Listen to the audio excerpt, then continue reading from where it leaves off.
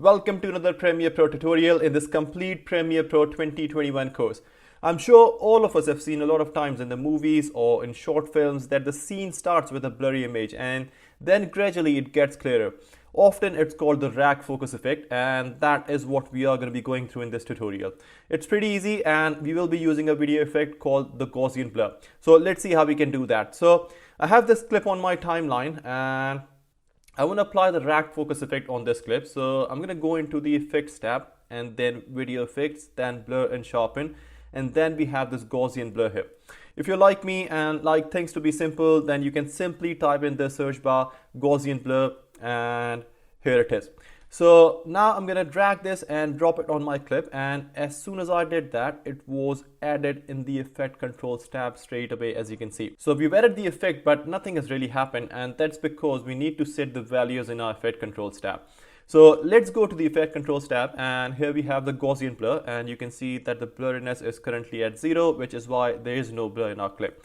So let's make it to 100, and now I can see the effect straight away on my clip, but I want this blur to go away in a few seconds after my clip is played. So in that case, I will need to set keyframes. And guys, we've been through the keyframing stuff a lot in the previous tutorials, and if you haven't watched those, I would highly recommend you, I would really suggest you to go and watch those tutorials so you can get a really good understanding on keyframes.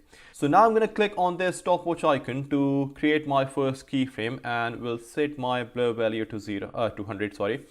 I'm then going to move a few seconds forward in my timeline, and we'll create another keyframe over here at this point by clicking on this icon and setting the blur value to 0 now. So let's play our clip and see what happens.